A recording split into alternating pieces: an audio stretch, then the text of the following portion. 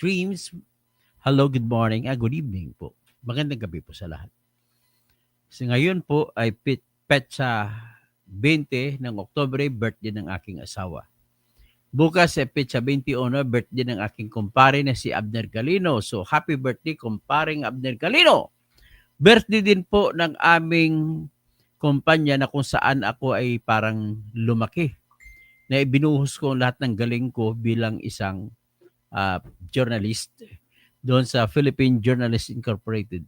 So, happy birthday po mga taga-PGI at sa mga alumni ng PGI, Philippine Journalists Incorporated. Yung mga taga-PGI na nandyan sa ngayon at yung mga dating PGI o dating journal ay happy birthday para bukas. Kung hindi ako magkamali, ano na siya, 1972, 25 minus so 20, that is 28 plus 25. So 53 years anniversary na ang journal. No, diyan ako kasi lumaki, diyan din ako gumraduate bilang isang journalist. Kaya kung sino man ang humahawak ngayon, at tingin ko nandiyan pa si Tesla Ardizabal, kasamahan ko. Siya ngayon ata ang editor-in-chief diyan sa People's Journal Tonight. At dyan din sa, I just don't know kung sino yung editor-in-chief ng People's Journal. Pero nevertheless, whoever you are there, I still love journal because I grew up there. So happy birthday para bukas. 53 birthday na. Then si Paring Abner, birthday niya rin bukas. I cannot remember the birthday of Paring Abner kasi si Paring Abner maliban sa isang magaling na writer, magaling na kaibigan, at I'm hoping for the best for him and his wife, Odette. Believe naman ako sa pagmamahalan ng dalawang mag-asawang ito. For better or for worse talaga. Tapos, siyempre, inaanak ko rin yung panganay nila. And si Allen, yung inaanak ko, I just don't know where Allen is now. Alam ko sa Australia ata. So, you know how years went by up to today. So nevertheless, hindi po yan ang ating topic sa ngayon. Ang topic po sa natin sa ngayon po, magandang gabi po mga kababayan. At ito naman po ating pag-usapan sa ngayon ay ang kinabukasan ng ating politika sa 2028. Na kung saan ay tinitingnan ng lahat na ang labanan sa pagkapangulo, sigurado ako nandyan po si Sara Duterte tatakbo. Kaya dahil sa siya po ngayon ang leading na tinitingnan na nangunguna, kaya lahat ng kalaban niya ay gagawa ng paraan para maibsan man lang ang kanyang boto, kailangan gibain siya. Ganun lang ho kasimple. Let us not talk about whatever, basta yun na lang, whatever is it, no, kung sa air supply Peckham, what may, ay siya ay tatakbo. So the problem with other parties, kagaya ng sa BBM party, wala silang panlaban. So, ang nangangarap naman yung mga pinklawan at saka dilawan. I just don't know, kung huling narinig ko ay mukhang magkakampihan si Lenny at saka si Sara. O, kung matuloy yan, naku, walang katalo-talo yan. Magbabay si Lenny kay Sara, naku, walang katalo-talo yan. Tapos, pero naman, meron namang balita na paimbuyog nila si Risa Hontiveros. So, kaya lang mahina si Risa eh. She is good only as a senator, pero pagdating po sa tinatawag na I'm sorry kung itong aking paningin ko lang naman to. Don't worry kung kontra kayo sa paningin ko, pero paningin ko, hindi po siya agresibo. She is not a good leader to be president. And she may be good as a senator, but the problem is she cannot be a senator next year kasi 2-year term na siya. Kailangan 2-term na siya. So, kailangan na bagong pwede siyang tumakbong vice-presidente kung gusto niya. But then, gagawin lang muna training ground niya. Kasi unang-una, she is not the kind na karakter ni Sara na agresibo, decisive kung magdesisyon. Hindi kagaya ni, pasensya ka na, tingin ko sa iyo, Risa, you lack intelligence. And if you lack intelligence, then you lack the competence to lead the country. And also, you lack the character To be a good leader, you must be aggressive and decisive. Kaya hindi kagaya ko, mahinang presidente ito si Bongbong. Hindi rin aggressive ito, hindi rin decisive, pero magnanakaw. As proven by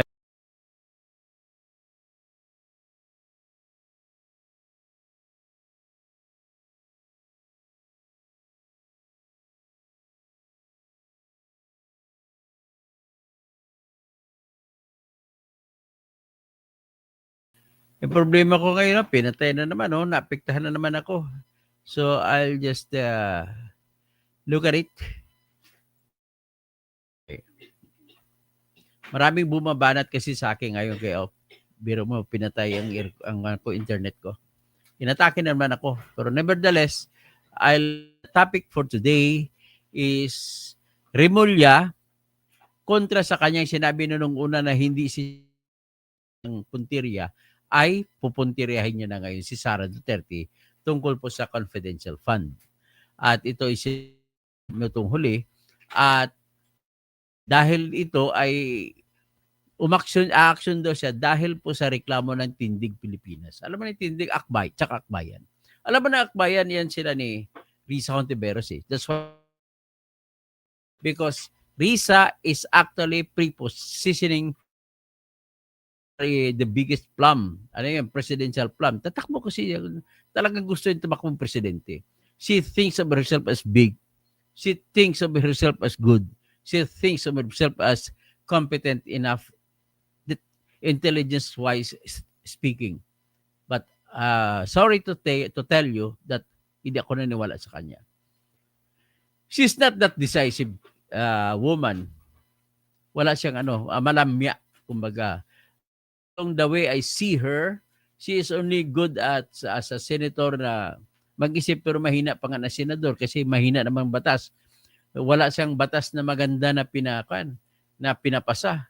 Ano pa yung pinanaisip niya? Well, tinasabi niya yung Suji bill, pasensya ka na, Risa. You cannot convince me that you will be a good president. And I will even campaign against you. Sino bang iba? Gusto ko yung iba, ang isa ayaw ko rin po. Kasi una-una, bubu po si Rapi Tulfo. Yan ang unang ayaw ko dyan. At saka, lang yan, magpayaman din yan ng magnakaw yan kung si Tulfo maging presidente. Kung sa pagnanakaw pag-istorya naman, mas tiwala ako kay Risa kaysa kay Tulfo. Okay, tapos bakit si Rapi Tulfo ayaw ko? Tsaka si Erwin, ayaw ko. Bakit? Kita mo ang anak niya, yung matabang anak niya, malaki. Bakit naging malaki? Unang tanong ko. Lay, bakit naging mataba yung tao? Tanong ko lang naman yan, ikaw naman. Ibig sabihin po niya, marami siyang kinakain. Hindi. Ibig sabihin, pag marami kinakain, marami din siyang pera, pambili ng pagkain. So, ang tanong naman, bakit siya naging maraming pagkain? Ibig po sabihin yan, masiba. Pasensya na sa mga mataba. Kwento lang yan, ikaw naman. Si Erwin kasi, si Ralph Wendell Tulfo ay nahuli doon sa Omnia Bar. 2 gabi pumunta sa Omnia Bar sa Las Vegas, Nevada, na kung saan naglaksak sa napakalaking red wine. Grabe naman to. Alam mo magkano ginastos? Lay? 2 gabi? 6.7 million pesos. Alam mo,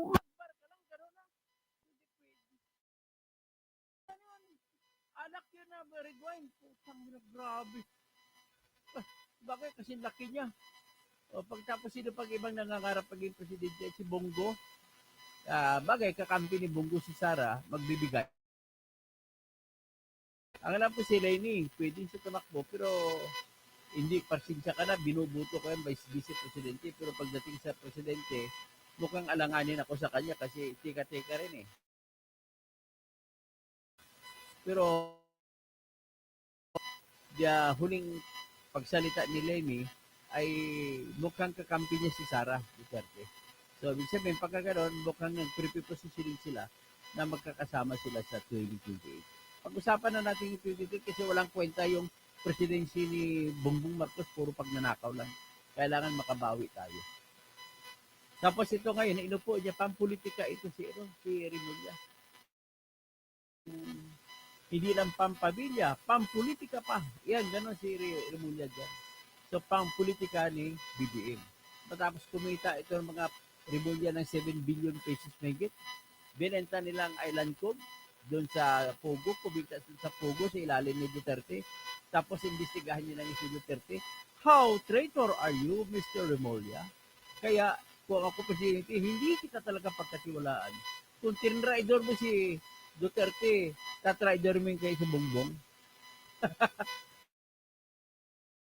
Point na si Remulla. Nako, matindi ito. So, ito ngayon ang mas matindi. Lumalabas na po ang katotohanan na talagang 2028 na nakatingin ang lahat. So, tinanong si Remulla, imbestigahin na daw si Sara. So, ito pakinggan muna natin. Tingnan muna natin itong mga interview. O, nung pumasok siya, kapapasok niya, tinatanggi niya na si Sara ang paangkon niya, titirahin. O, pakinggan niyo yung kanyang sinabi dito.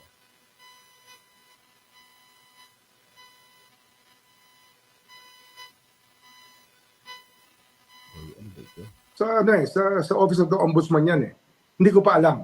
I will have to check on that. Kasi hindi naman yan ang pinuntirya ko para pumasok ako dito. I'm here to really be an agent of change for the country. Hindi ho to isang political leaning lang. Dapat po dito lahat ng Pilipino ay makikinabang sa ginagawa po ng Ombudsman. Maliban sa Farmally, ito pong flood control projects, tinatanong din po yung attention ng tao, yung ukol po doon sa confidential funds ng Office. Ititingnan mo natin. Sumama na to. Dapat ay 49 million lamang na lupa and also doon din po sa isang property sa Baybayin, may issues din na po doon. Plunder and graft po yung kanila pong reklamo. Ano po yung magiging hakbang po? Fact-finding muna. We will first validate the facts asserted in the complaint. Ito muna natin. Nagkamali ako. Na problema ko. Okay, leave. Ito ayun pala naman eh. So, pasensya ka na. Nabaguhan ako. Anyway, ano natin ito ulit.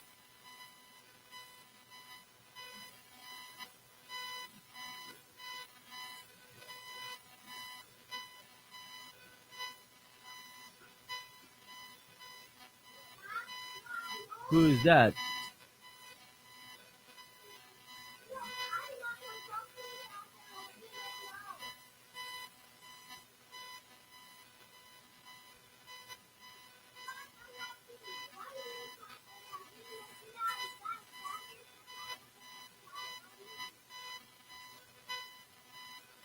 Right, just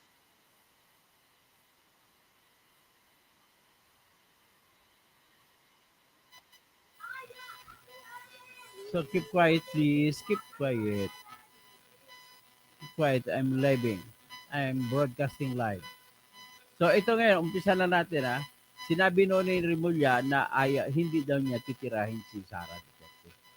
Yan ang sinabi. Yan pala sabi lang. Sabi sabihin, nag-double speak siya. So she is a kind of guy that you cannot trust. Okay.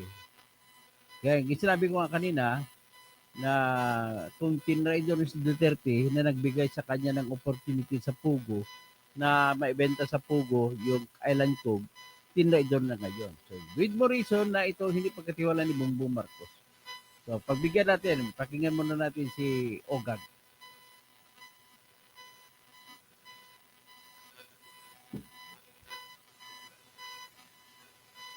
Okay. O yung ukol po doon sa confidential funds ng Office of the Vice President. Ano pong maaasahan mula sa Ombudsman on this? Well, hindi ko alam kung may na-file na sa Office of the Ombudsman yan eh. Hindi ko pa alam. I will have to check on that. Kasi hindi naman yan ang pinuntirya ko para pumasok ako dito. Hindi daw kanyang pinuntirya. I'm here to really be an agent of change for the Agent of change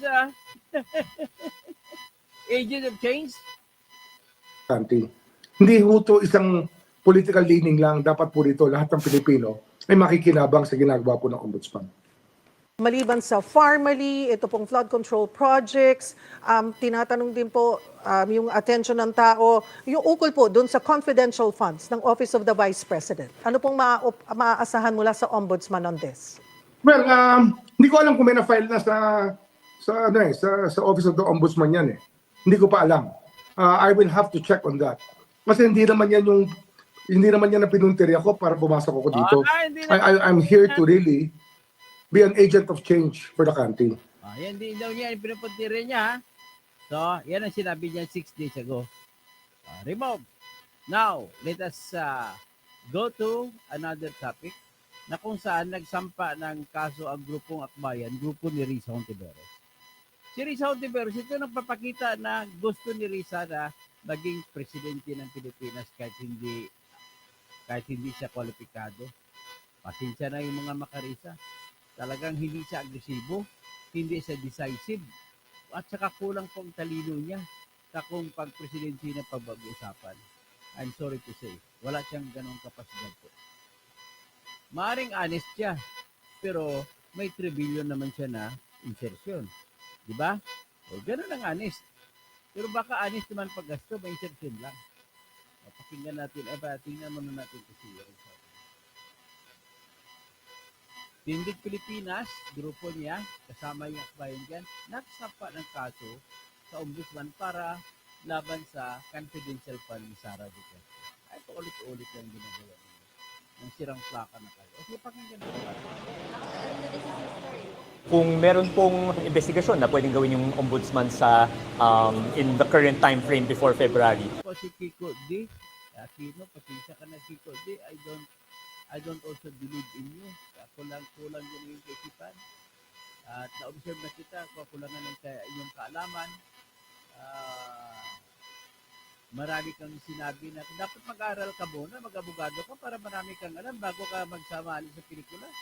Do not capitalize your name as an Aquino. Pare ka rin si Bongbong Marcos na tinitik advantage ng apelido na Marcos. Ito, tinitik advantage ng apelido mo na Aquino. Bull. O, pakinggan natin. Para mas malaman din po natin kung ano yung nangyari sa confidential intelligence funds ni VP Sara Duterte, ano nangyari sa laptop procurement sa panahon ng DepEd. Parang parte pa rin ito. Pero bakit ayaw nyo bang malaman ang confidential fund ni Bongbong Marcos na mas malaki, 4.625 billion pesos at kay Sara, 125 billion plus 500 million, 612 billion pesos lang. Oh, asa ng justice dyan? Asa ng iyong ano dyan? Ang sense of the fair play mo, sense of the honesty mo. If you are not honest, the fact that you are not running after other kids, you are not honest, Mr. Kiko D. Aquino. Panawagan namin ng complete transparency tungkol sa lahat ng mga anomalya na nagaganap sa Transparency. Where is completeness of transparency if we are not running after Marcos confidential fund? ating gobyerno. Well, magkaalaman na ho, di ba? Kasi kung ano ho, Paano natin malaman ng kay Marcos? dapat malalaman natin kung ano yung mangyayari Ano naman, hinayaan lang 1 trillion ang pagnanakaw sa flood control? Oh, God. sa or ano yung nangyari sa confidential and intelligence funds noong impeachment trial sa Senado, hindi nga yun natuloy, di ba? So, ito po, we're hoping yung ombudsman can shed light on that statement. Sige na lang, pagbigyan natin. Kung Sige. talagang ano, yun yung naging use niya ng Pero I'm challenging you. You file also the ombudsman, file also a complaint to investigate into the confidential fund 4 billion 625 million sa confidential fund ni Bongbong Marcos. Saan ba napunta yan? Saan? Grabe kayo. It's a lot of money. Tapos hayaan nyo lang yung mga ang kwan nyo kasi hindi nyo makaya ang Duterte nakipagkampihan kayo kay BBM. Kaya ganon din kayo kakurakot. Kurakot na si BBM, hindi ko kurakot din. Walang kwenta tong buhay na ito. Niloloko nyo lang mga Pilipino sa inyong laro. Ano, Marcos Aquino lang? Ngayon, Duterte? Oh. Siguro naman, ako naman, tirador naman sa maging presidente para, tanggalin ko kayo lahat. Pag magkatirahan kayo lahat, ako naman titira.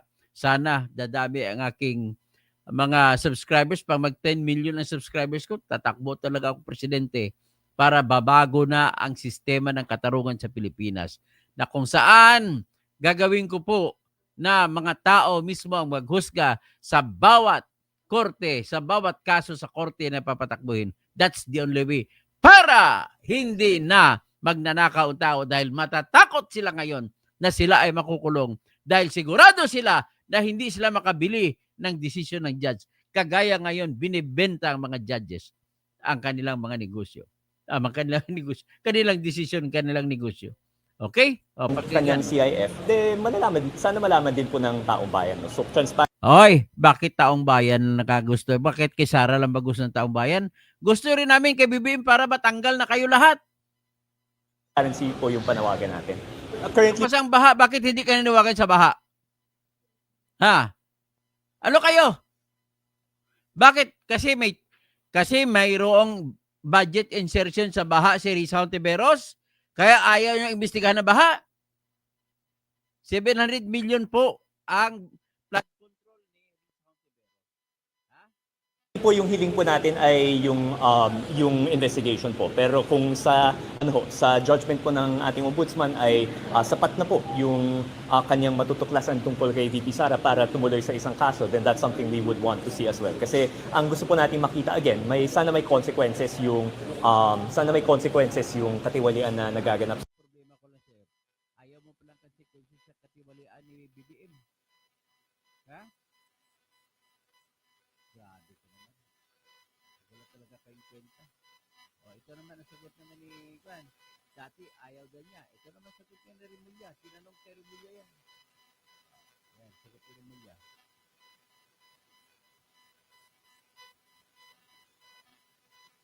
Pakinggan ni si Remulla.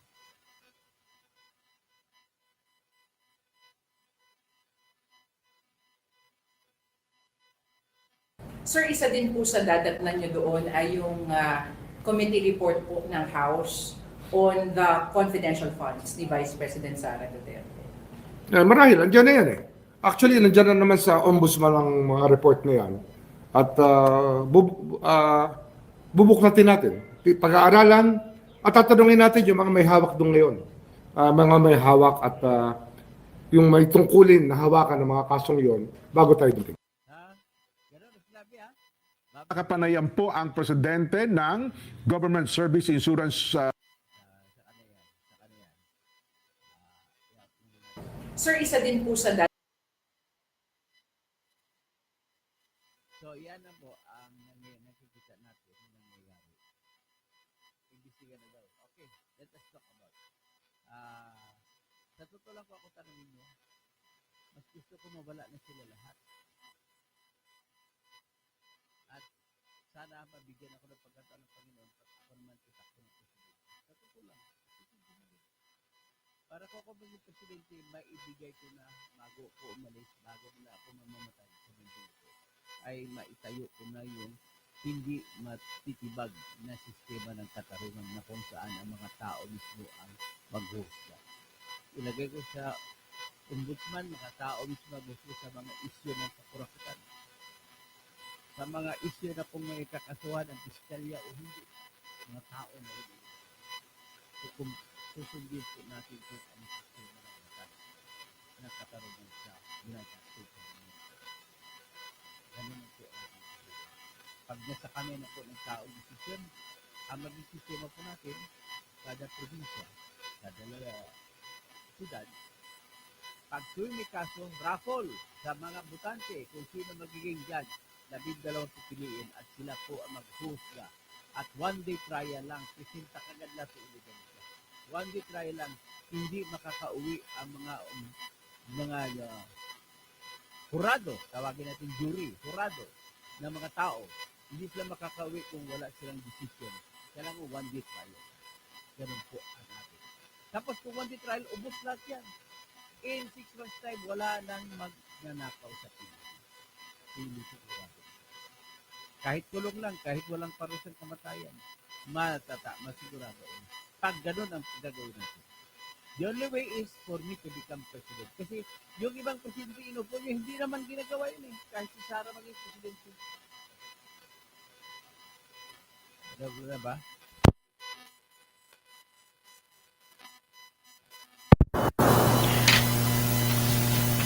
Nasira ng ano ko eh. Hello, hello. Hello na ba? Hello. O yan, ma'am. Mag-ano na lang ako, nawawala pa lang sounds ko. Ulitin ko na lang. Mamaya-maya kasi sira, pasensya na ka, wala akong pera pambili ng bagong mixer eh. Yung mixer ko sira na. At ganito lang, ulitin ko na sinabi ko. Yung nakita ninyo na pinalabas ko ng mga video, nagpapakita doon na pupursigihin ni Rimulya yung confidential fund issue ni Sara Duterte. Ngayon, bago ko sasabihin yan, ang impression ko, ang mga pagpursige na yan ay sapagkat nagsampa ng kaso laban kay Sara sa ombudsman ang grupo ni Risa Hontiveros. Na wala akong tiwala kay Risa, pasensya na po yung mga makarisa. Wala po akong tiwala na magiging magaling na presidente niyan. Unang-una, naniwala ako mas pinaka-honest siya sa lahat na naging politiko natin ngayon. But the problem is, she does not have that audacity, that aggressiveness, that character and the intelligence to become the president, the effective president of the Philippines. Kagaya rin yan, mas magaling lang yan kay Bongbong Marcos. Pero pariha rin yan sila na si Bongbong kinokontrol ni Risa, kinokontrol ng kanyang pinsang buo na sino to? Na si ano yan? Saan galing? Na si Romualdez. Pasensya ka na, may dumating ng akong regalo kasi. Kaya tinignan ko. So anyway, ang mangyari dyan, ang narinig ko ay mukhang may posibilidad na magsama si Sara at saka si Leni Robredo. Kasi nagsalita na maganda si Leni Robredo para kay Sara. So, which is, malamang si Sara ang presidente, si Leni ang vice. Pagka ganun mangyari, dapat i-train pa ng husto si Leni kasi although makaleni ako, ay kulang pa rin po yung aggressiveness ni Leni at decisiveness niya. Kailangan ganun kasi ang leader. Pero kay Sara, aggressive siya at yung decisive siya at hindi siya natatakot kung anong kanyang magiging desisyon. So with this, 2028 na talaga nakatingin ng lahat. Yung imbestigahan ay para tumbahin si Sara. Para maikatayo nila, ang problema nila ay kay BBM wala silang maitatayong kandidato. So ngayon, nakipagtandem, nakita mo ang kutsabahan ngayon na Makadilaw, Makapink at saka BBM. Sila grupong-gumugrupo ngayon. Pinagtutulungan nila si mga Duterte. Kasi ang tingin nila dapat tumbahin ng Duterte at para sila naman ang ang papalit. Ang problema lang ngayon ay nakialam ang Panginoon. Sa pakialam ng Panginoon, nagpadala ng 3 sunod-sunod na bagyo na tuklap ang mga flood control projects ni BBM. Nabisto siya, nasira siya ng gusto. Kahit ano pang gagawin niya, kahit umiyak pa siya sa langit, hindi na mababangon yung puri niya dyan sa flood control project. Kasi siya naman ang utak dyan. Huwag niya sasihin na sabihin niya, mahiya naman kayo. Hindi kasama ka dun sa kayo. Ikaw, unang-una, walang mailalabas na proyekto sa flood control kung hindi mo pinirmahan ang pundo. Dapat na pinirmahan mo, it is a justification na sinasabi ko na ikaw ang may utak sa lahat ng flood control projects. Tapos, ano pang ebidensya ko na ikaw may utak? Yung testimonya ni Sir Orly Gutesa o Sir Orly Regala Gutesa na kung saan siya ay tumistigo na yung natanggap nila ng mga mali-maleta na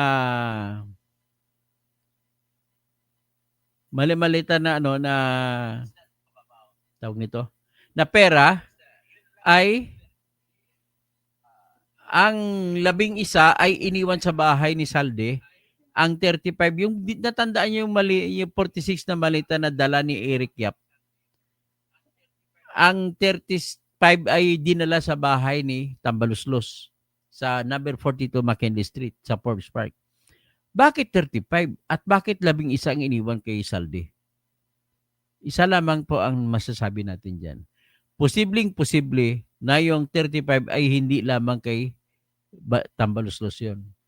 Yung 45 na yun, sigurado ako 35 kay Bongbong Marcos mapunta yun.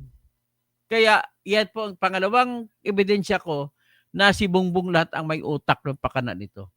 Style niya lang kunwari wala siya. At sinasabi niya, ngayon, gawan lang paraan na may isalba si Saldi ko. Hindi nila pinapauwi sa Pilipinas. At nag-resign pa. Kasinong disenyo yan? Disenyo yan ninyo lahat. Pagkatapos, pauwiin at kung wala, truth to tell, bilang naging batikan din ako na abogado pagdating sa trial. Kung hindi ko maipresenta na testigo si Saldi ko, paano ko maikonek kung sino yung kumuha ng ibang pera sa likod ni Saldi ko? Wala lang, hanggang diyan lang si Saldi ko na lang maituro na siya ang kumuha. Pero kailangan natin si Saldi ko na tumistigo para sabihin niya na ang 35 na yon ay napunta kay Romualdez ang 15 at ang 20 ay napunta kay Bongbong Marcos. Mas malaki nga kinukuha lang kapag unprogrammed pa na pinunduhan. Ito lang yan, Bongbong Marcos. Huwag mo pa lukuhin ang tao na ikaw ay walang kinalaman dito. Number 1 po, ulitin ko lang, ikaw ang pumirma ng budget. Number 2, naglagay ka ng maraming unprogrammed funds.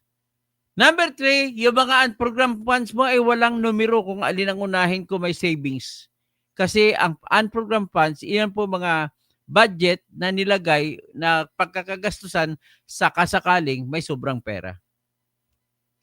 Ngayon, ang problema mo, pag ikaw namili, kung alin dun sa sobra ang unahin mo, then that is already pork barrel. And that is not allowed by law.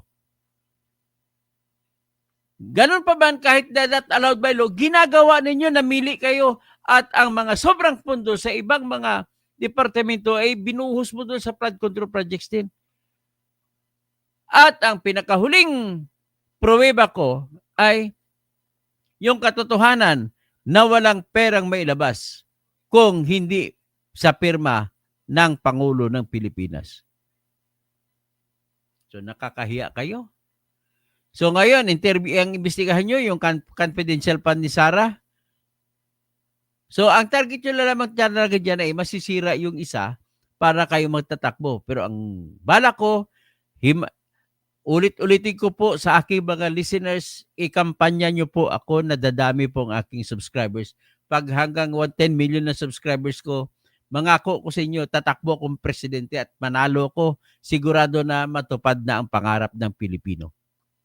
Ibalik ko, ilagay ko ang Pilipinas sa kung saan ang magdidesisyon sa bawat korte ay tao. Kagaya sa Amerika na kung saan jury system. At ang magdidesisyon kung sino kakasuhan sa bawat mga piskalya sa Pilipinas mula sa apari hanggang hulo sa bawat prosecutor's office, ang magdidesisyon ay tao. Magbubuo tayo ng grand jury kada probinsya, kada lalawigan, kada syudad. At ang mga grand jury members na yan ay magsisilbi ng 6 na buwan lamang. Papalitan sila lagi para walang kutsabahan na mangyayari. At kung ganoon, matatag na siya, matatakot ngayon yung mga kurakot na gagawag na nakaw kasi andyan na. Idadagdag ko pa yan na magiging may parusa ang isang testigo na nakakita ng krimen. Kapag ayaw niyo pa testigo, ipapakulong siya ng hindi bababa sa 10 taon. Para lahat mapilitan magtitistigo pag may nakitang mga krimen. Kaya sa totoo lang, tanungin niyo ako sinong gusto ko maging presidente? Ako, hindi si Sara, hindi si Risa, hindi si Tulfo. Si Tulfo naman, paano ka magpaniwala dyan? Unang-unang anak niya si Ralph Wendell Tulfo, isugapa. pumunta ng Omnia Bar doon sa Las Vegas sa United States of America. 2 araw sa Omnia Bar. Aba, uminom ng malaking, napakalaki na isang, siguro mga 5 litro na kalaki na red wine. Ininom, ang binayad 6.7 million pesos. Pinagalitan pa nga siya ng kanyang tito na si Ben Tulfo. Ay, so kung ganoon nga mga kaibigan ko, ito na ngayon ang target nila. Imbestigahan nila si Sara sa confidential fund. Ito na po 'yun. So ngayon, ang sa sunod ko lang itatalakay kung talagang mananalo ba sila o hindi. Suspense lang yan, sa sunod ko na lang yan ay gagamitin ko yung aking kaalaman sa batas para natin i-analyze kung may laban ba sila o hindi. Kung matatanggal ba, matatalo ba nila si Sara kasi vice-presidente. Okay? Hanggang dyan lang muna tayo mga kaibigan ko. At ako mag-shout out na si Ramon Borcelo. Isa ka sa gusto ko maging leader natin sa Pilipinas sa Tony Kasi. Mabuhay po. Salamat po, Ramon. Solid Duterte kami, mabuhay tayo. Cute, kahit anong imbestiga ng mga dilawan at pulahan ngayon, malabong mananalo sila sa mga Duterte kahit may tumbling-tumbling pa. Yan ang katotohanan. Sa ngayon mahirap hindi kayang talunin si Sara. Yan, aminin na ninyo, lumuha mang ng langit. Umiyak man kayo ng dugo. Lumuha kayo ng dugo, hindi kayo mananalo. Meron, ang gusto niya mananalo dyan kung matatanggal siya. Pero pag magkataon na may 10 million subscribers ako, kakaibiganin ko si Sara. Sara, mag-vice president ka na lang. Ako na muna mag-presidente. Ganun yung gagawin ko. Adora Mariano, tama po kayo.